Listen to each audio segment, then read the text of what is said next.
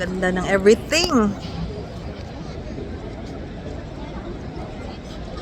Oh! St. Stephen Basilica. Dito daw yung Christmas market in the next few months. Welcome to our vlog. First week niya sa Europe. Ako naman, this is my first month. Oh, ano yung mga ano mo? In-interview. Ano yung mga nakita mo na difference from both kami pala from Middle East. So ako from Kuwait, siya from Qatar. So ano yung mga napansin mo na differences ng Qatar For sure sa yung weather, Budapest? no? Okay. Diba? Tapos yung mga structural na like mga yan. Oo. Yung mga yan Tapos daw. mga trees, walang ganito sa ano sa Middle East. Diba? Basta napaka-simple yung buhay dito. Yes. Walang pakialamanan. Uh-huh. Yun lang. Chill ang mga tao. Chill. Ayan, oh, Na-interview mo ba? everything is art. Oo, na-interview na kita. Para ano naman. Para mapanood ng mga netizens. Mga ano live, tawag to experience ba? Ako naman, sa 1 month, marami akong points na, alam mo yun, marami akong points na natutunan. Pero ang pinaka nagustuhan ko is people. Dito sa Oo, Budapest. mga tao, like mga tao, though hindi naman kasi all Hungarian lang or something. Marami na syempre, marami ding immigrants. Palabati sila. Oo. Hindi sila mayabang. They're not grumpy. Yes. Oo. Tapos ano sila, alam mo yung so, even though napaka-busy, Oo. yun yung always ko sinasabi, napaka-busy pero Tsaka kalmado yung sa, sila. Diba, sa kalsada, nag-i-stop talaga sila kapag nandun sa pedestrian lane. Mm-mm. Unlike sa Middle East, Oo. Yung ano ko ang nga bibilis talaga nilang mag-drive. ang description ko sa mga tao sa Kuwait, not only Kuwaitis, Middle pero East na lang. I cannot speak. Hindi ko rin kasi hindi ako makapa-speak on behalf sa mga Qatar, sa UAE, Dubai, kasi hindi man ako nakatira doon. Pero yung naka-visit lang, pero yung dito talaga, sa Kuwait, mga tao is ang nililabel ko talaga sa kanila is ticking time bomb. Anytime hindi mo alam kung kailan sasabog. Yun talaga yung description ko sa kanila. Kaya parang parang walking on eggshells ka talaga. Unlike Yung dito. management talaga. Yes, sa pa yun, sa work. Dito ang gusto ko kasi chill ang mga tao. Ayan, pag walang Kahit ano, mga boss mo, di ba, nagmama? 'di ba? Yan Ano mo naman lang pag yun, holidays. Chill lang ang mga tao, relax lang 'yan. Ano natin sila, may mga puno. Mga puno. Hindi ko talaga ipagpapalit ang mga puno sa mga structures or buildings. Hindi talaga super duper relaxing. Hindi namin alam kung saan kami pupunta. Parang ang sarap din Basta. mag-bike. Try natin. Yun lang. Diba? Naghahanap ng makainan dito. Naghahanap kami ng mga makakainan. Isa pa yun, as pa yung natutunan ko, hindi uso dito yung mga fast food. Meron naman, hindi siya like yung mga coffee shops and everything, hindi ganun kasi maluto ang mga tao. Independent sila. Unlike sa Middle East, lahat andyan na, isusubo na lang sa'yo. Oh my gosh. Ayun. Perfect.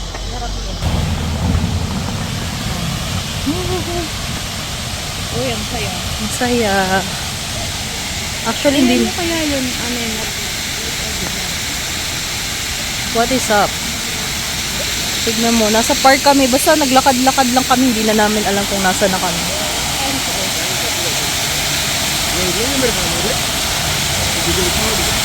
Ang ganda.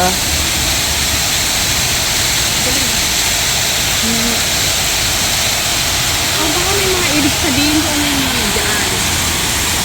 Parang memory, ano.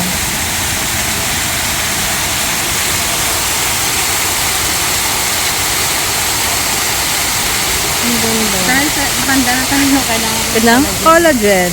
Nag-promote. Ayan, at saka mag-o-autumn na. Pangarap ko din makakita ng ganito. Super, oo. Maple tree. Meron siyang bunga. Yes. Yan yung nakikita ko. Oo. Diba? Yan lang, chill lang ang mga tao. Yep. Yung mga kainan pa lang. Feeling ko ito yung street na papunta ng St. Stephen, yung pa ganun, pa mahabang kainan.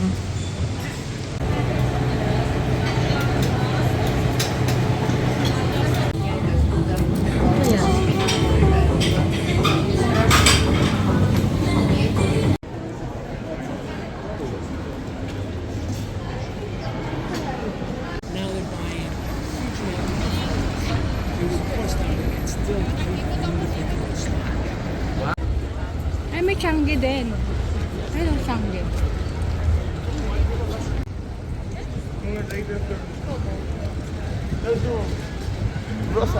First beer of the month in Budapest.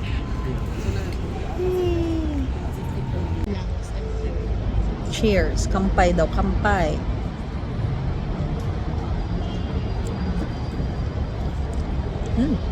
Is kaso na mo. Good for 2 actually ang servings. Good for 2.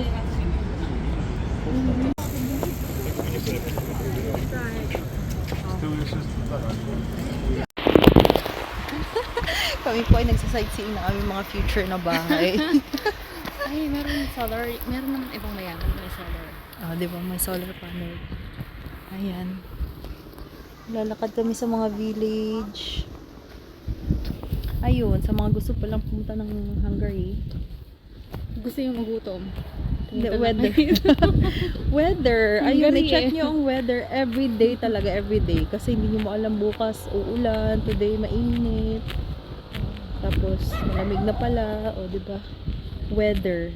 Always Ay, gusto ko check ganito the weather app. Ay, ito ganito lang. Yung hindi siya ganito pala. Autumn na. Tsaka ang ganda ng village nila, sobra.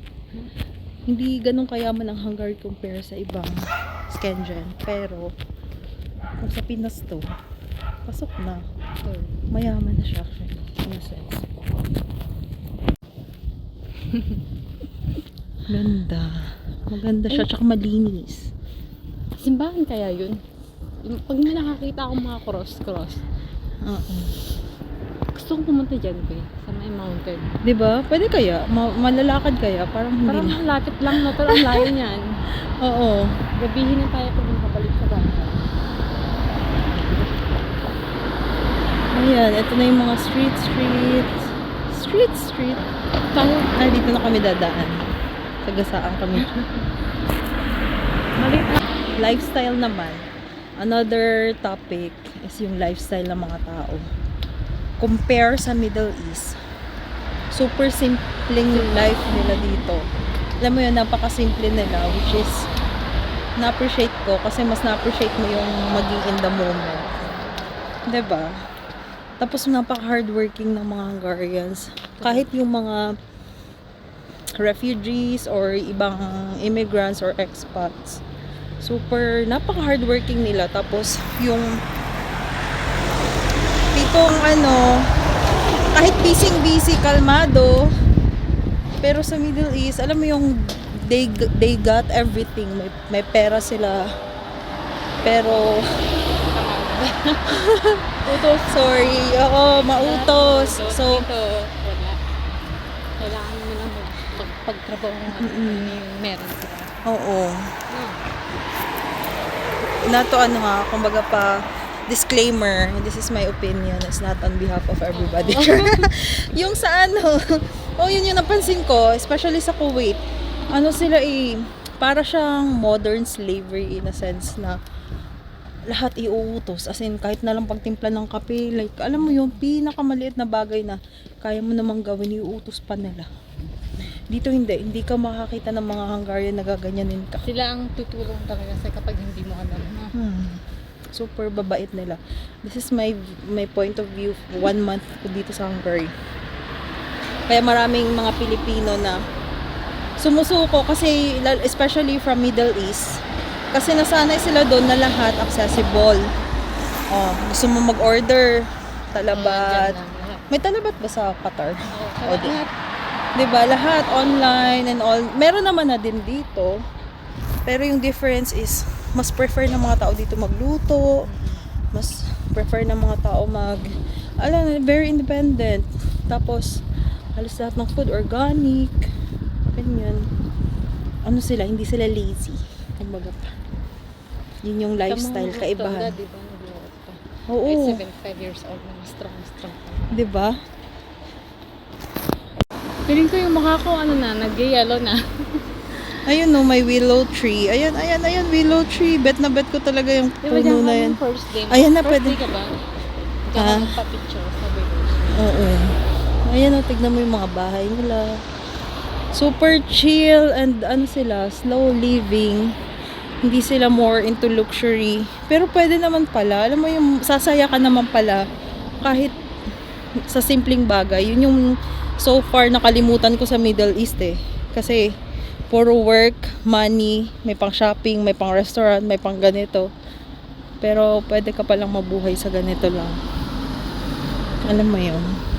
Na simple. Payak. Payak pero hindi rin naghihirap.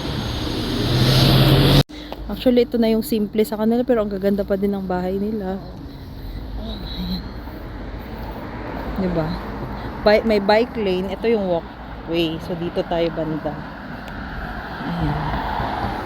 Alam mo yun, simpleng life.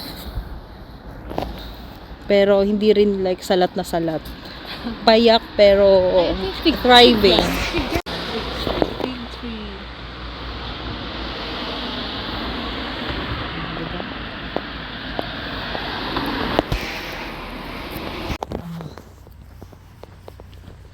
Tsaka malinis, o di ba?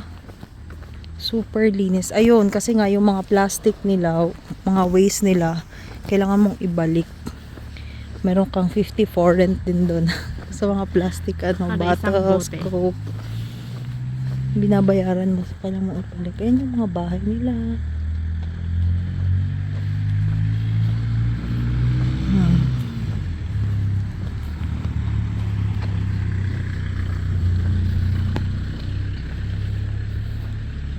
Kung sino man ang mga mabahay dito na na-feature sa aking vlog. Pero cute siya, oh. Diba? Simple lang, oh. Tapos may mini bridge kung gusto mo magmuni-muni dito. O parang ganyan, muni-muni ka dyan. Emote-emote ka dyan. O, diba? May flood control. Di mo kaya. Malalaki ang mga, Kamusta naman yan, Pilipinas? Diba? Malalaki yung mga kanal. Just in case umulan. Oh. Mini vent apartment. May baka rentals to? Apartment. Parang nakita ko to sa booking.com. Pwede ka siguro kung hindi libre ang bahay natin, for sure maghanap tayo ng matirahan. Apartment. Ang ganda dyan. Ayan. Diba? Super, lang talaga. Ito, ganito yung life na gusto ko. Simple lang. Ito talagang gusto kong life. Kaya hindi talaga ako nagsisi na lumipat ako dito from Middle East. Hindi pa sigaw. Oo, hindi ko pagpapalit tong mga puno sa building. Commercial break pala para sa mga public toilets. Kasi mga maihi yung mga antinin nyo. mahirap maghanap ng public toilet. Tsaka wala sa mga bidet. Kaya tissue lang, magdala kayo ng mga wet wipes. At syempre, ang mga baboy. Illegal kasi ito sa Kuwait. So dito, super legal and pwede ka nang bumili anytime. Yep. Mga product pala to ng aming company. Support na kayo. Perfect.